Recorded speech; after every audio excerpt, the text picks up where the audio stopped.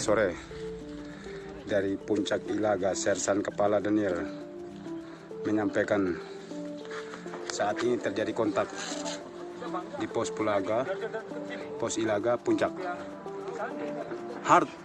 Perunduk tembakan rame itu. Kita lihat tembakan dari arah bawah semakin ramai. Langsung dipimpin langsung oleh Komandan Kodim Puncak.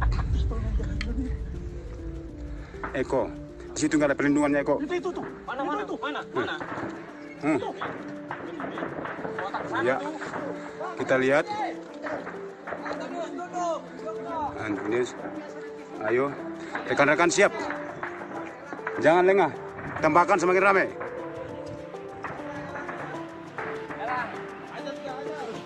Kita lihat suasana di pos. Yang di pos jangan di ketinggian. Andreas tunduk, malah kamu kalian berdiri. Ya. Jangan menembak ya kalau tidak melihat sasaran tepat. Biarkan. Ya.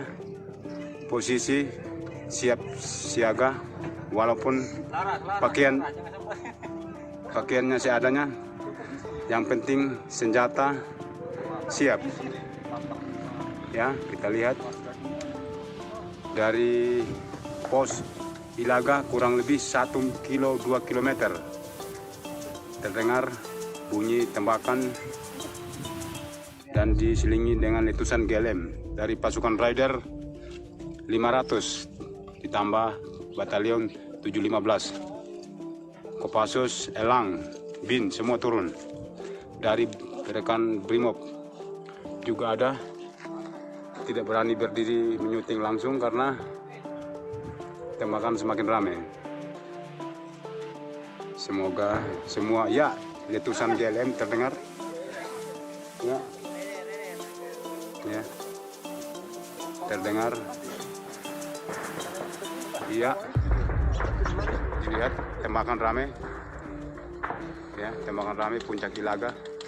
Ya, bagi rekan-rekan yang di Jawa sana yang mau penugasan di Apter, yang kena di Puncak Intan Jaya, agar selalu siap mental dan fisik.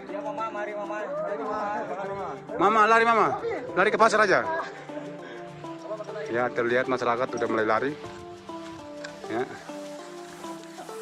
Salah satu prajurit dari Cakra, Bapak Hari, kelihatan bingung sendiri. Coba dulu Hari tembakan dari bawah bahaya.